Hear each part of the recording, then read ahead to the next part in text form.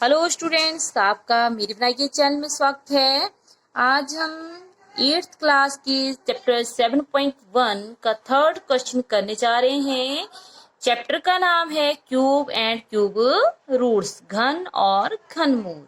तो क्वेश्चन है, find the smallest number by which each of the following number must be divided to obtain a perfect cube. वह छोटी संख्या ज्ञात करो जिससे निम्नलिखित संख्याओं को भाग देने पर भागफल एक पूर्ण घन प्राप्त हो जाए। तो स्टूडेंट्स, इस क्वेश्चन का मीनिंग है, हमने ऐसी छोटी सी छोटी संख्या ज्ञात करनी है जिससे ये संख्या पूर्ण घन संख्या बन जाए, परफेक्ट क्यूब नंबर बन जाए। तो हमें ये कुछ क्वेश्चन दिए हैं 5 पार्ट। ये सारे जो नंबर हैं वो परफेक्ट क्यूब नंबर नहीं है, हमने इन्हें परफेक्ट क्यूब नंबर बनाना है। और कैसे बनाएंगे वो हमें क्वेश्चन में बोला है कि हमने ऐसी छोटी सी संख्या ज्ञात करनी जिससे अगर हम इनको डिवाइड करते हैं तो ये परफेक्ट क्यूब बन जाए। तो आइए फर्स्ट पार्ट करते हैं। फर्स्ट पार्ट है 81। उसको देखते हैं कि ये परफेक्ट क्यूब तो है नहीं, तो कैसे बनेगी। पहले तो हमें पता होना चाहिए कि परफेक्ट क्यूब नंबर होता क्या है। ऐसी संख्या जिसके हम पूरी तरह से क्यूब रूट फाइंड आउट कर सकें, घनमूल ज्ञात कर सकें, या सिंपली कह सकते हैं ऐसी संख्या जिसमें पेयर बन सकें। तो हम इसके पेयर बनाएंगे, देखेंगे कि पेयर बनते हैं या नहीं बनते हैं। तो इसमें नहीं बनेंगे, ठीक है। तो आइए देखते हैं कैसे करेंगे।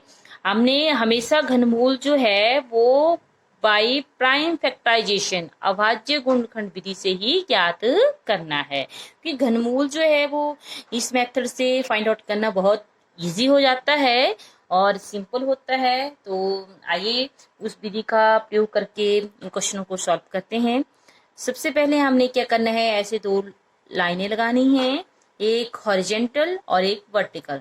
बीच में हमने नंबर को लिखना है, जैसे हमने लिख दिया नंबर है 81। फिर हमने देखना है ऐसी छोटी से छोटी प्राइम नंबर से इसको डिवाइड करना है ताकि ये पूरी तरह से डिवाइड भी हो जाए। तो जो स्मॉलेस्ट प्राइम नंबर है, अभाज्य संख्या, वो 2 है। तो ये 2 से डिवाइड होगा नहीं क्योंकि लास्ट में और नंबर है, विषम संख्या है 1, जो कि 2 से भाग नहीं होता है।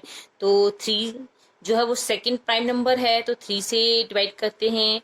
आपने क्या करना है, प्राइम नंबर, मैंने आपको पिछली वीडियो में बताया था, प्राइम नंबर वो संख्याएं होती हैं जो अपने ही नंबर से डिवाइड हों, जैसे 2, 3, 5, 7, 11, 13, 17, 19 एक्सेट्रा, ठीक है।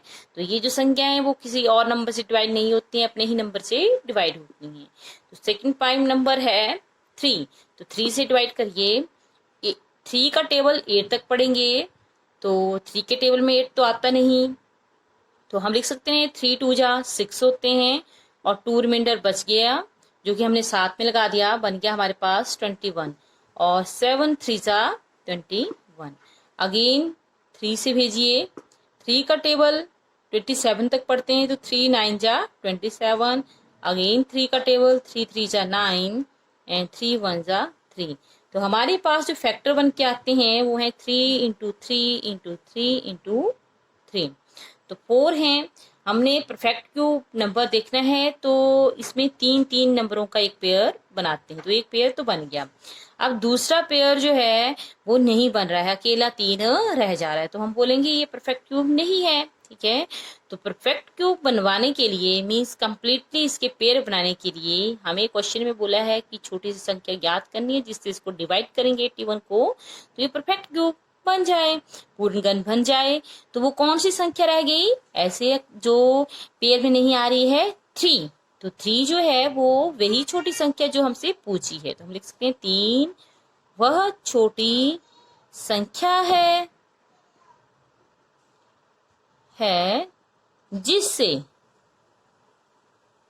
अगर हम 81 को भाग करते हैं 3 से तो हमारे पास क्या आएगा। देखिए 3 का टेबल पढ़ते हैं 8 तक, 3 2 जा 6, 2 रिमाइंडर बच गए एंड 3 7 जा 21, जो कि यहाँ भी आया था। तो 27 प्राप्त होता है। और ये जो 27 है वो क्या है, 7 जो है वो एक पूर्ण घन संख्या है। 27 एक पूर्ण घन संख्या है, ठीक है। और वैसे ही हम इंग्लिश में लिखेंगे 3 is the smallest number by which 81 divided by 3 we get 27 and 27 is perfect cube number। और इट्स फैक्टर्स, अगर हमने इसके फैक्टर भी देखने होंगे तो हमारे पास क्या आएंगे 27 के 3 इंटू 3 इंटू 3, ठीक है। तो ये 3 भाग हो जाएगा तो अपने आप ही ये बच जाएंगे, ठीक है। तो ये बन गया इसका फर्स्ट पार्ट। सेकंड पार्ट करते हैं। सेकंड पार्ट में हमें दिया है 128। तो 128 के लिए अगेन आप 2 लाइनें लगाएंगे, एक हॉरिजेंटल होगी और एक वर्टिकल होगी। आप क्या करेंगे, अब इसको डिवाइड करेंगे। तो ये हमने बीच में लिख दिया। सबसे पहले प्राइम नंबर जो है अभाज्य संख्या वो 2 से भाग करते हैं। 2 का टेबल 12 तक पढ़ते हैं तो आ गया 2 6 जा 12, और 2 का टेबल 8 तक पढ़ते हैं 2 4 जा 8। अगेन 2 का टेबल पढ़ते हैं 3 2 जा 6 एंड 2 2 जा 4।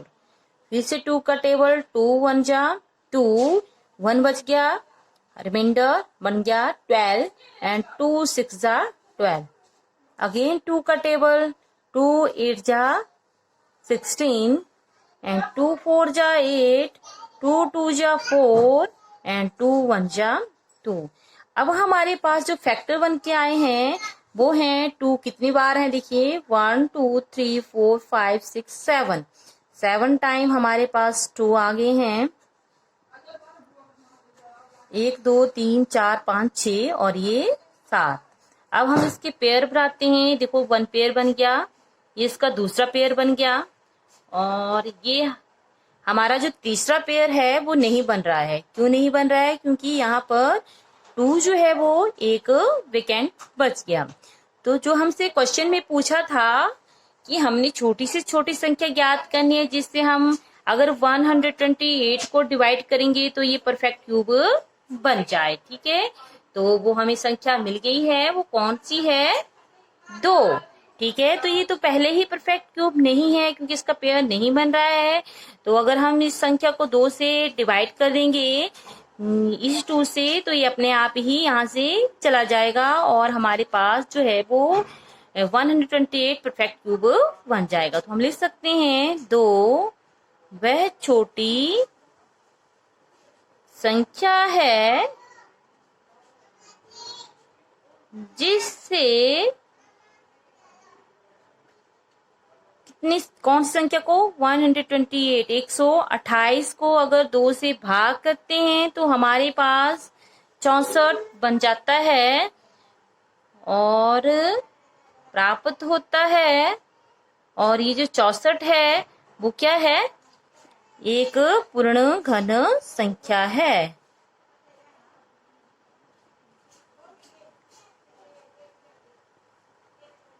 पूर्ण घन संख्या है और जिसके जो गुणनखंड हैं वो क्या बन रहे हैं, जिसके गुणनखंड क्या आते हैं, ये 2 जो है वो चला जाएगा तो हमारे पास जो है वो यही बचेंगे 64 के, ठीक है। क्योंकि 64 के आगे जो है फैक्टर वो ये है, ये जो था ये यहाँ से गायब हो जाएगा। तो 2 जो है वो हमारे पास 6 टाइम आ जाएंगे। अगर आप इनको मल्टीप्लाई करते हैं तो हमारे पास इतना 64 आएगा, 1 2 3 4 5 एंड 6। देखो 2 2 जा 4, 4 2 जा 8, 8 2 जा 16 एंड 16 2 जा 32, 32 2 जा 64। तो ये 64 के फैक्टर हैं और देख सकते हैं, देखो कंप्लीटली जो है वो इसके पेयर बन रहे हैं। तो हम कह सकते हैं कि अब ये जो 64 है वो एक पूर्ण घन संख्या बन गया है। और अगर हमने इंग्लिश में लिखना है तो इंग्लिश में भी हम सेम ऐसे ही लिखेंगे। कैसे लिखेंगे?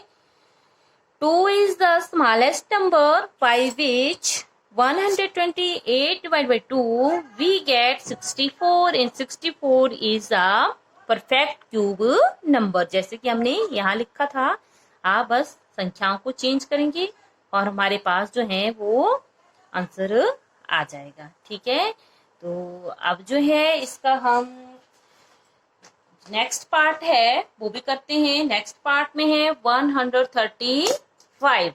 ये चेक करते हैं कि ये परफेक्ट नंबर है या नहीं है। ठीक है, तो 135 को भी सेम वैसे ही करेंगे।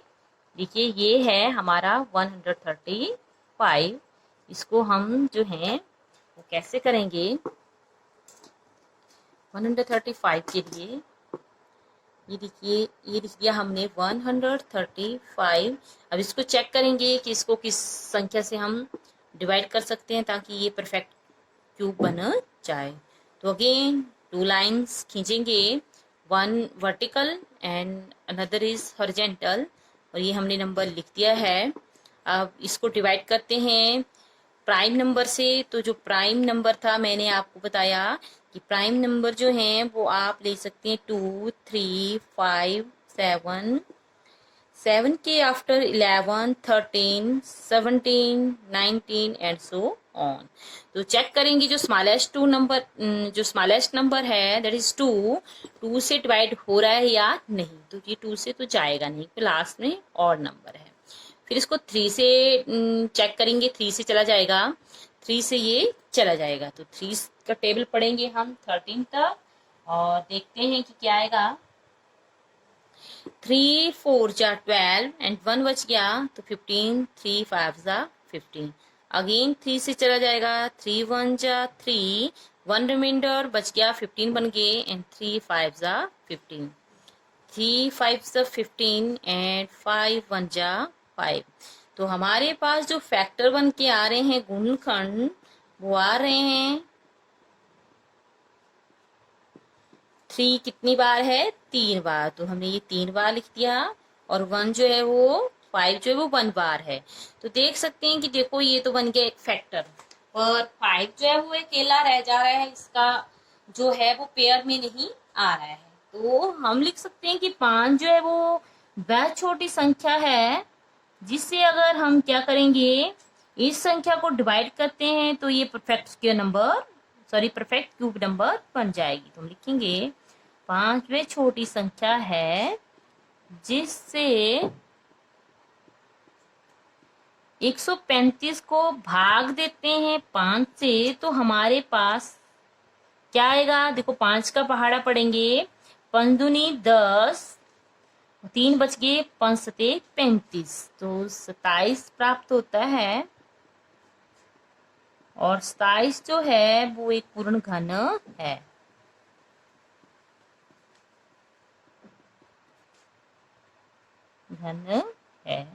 जिसके जो फैक्टर बनेंगे, जिसके जो गुणनखंड आ रहे हैं वो हैं, कौन कौन से आएंगे गुणनखंड? 27 के गुणनखंड आएंगे हमारे पास, देखो 3 गुणा 3 गुणा 3। ठीक है, 5 चला गया तो हमारे पास यही बच गए, तो हमने यही लिखने हैं। ठीक है, 5 से तो भाग कर दिए तो हमारे पास फैक्टर बन गए हैं। और वैसे भी देखो 3 को अगर गुणा करते हैं 3 टाइम्स तो 3 3 जा 9 एंड 9 3 जा 27 होते हैं। तो ये एक परफेक्ट क्यूब बन गया है। और वैसे ही हम इंग्लिश में लिखेंगे 5 इज द स्मॉलेस्ट नंबर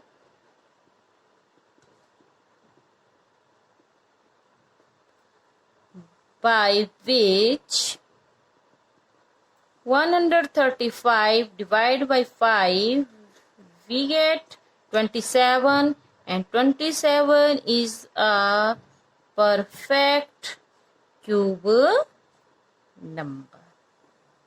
ठीक है, and its factor are what? 3 into 3 into 3 and multiply करेंगे तो 27 आ जाएगा।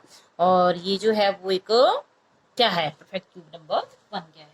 तो स्टूडेंट इस तरह से हमने आज जो 7.1 था उसका थर्ड क्वेश्चन के 3 पार्ट कर लिए हैं। नेक्स्ट 2 पार्ट जो है वो हम नेक्स्ट वीडियो में देखते हैं। अगर वीडियोस पसंद आ रही हो तो लाइक, शेयर और सब्सक्राइब जरूर कीजिए। धन्यवाद। जय हिंद।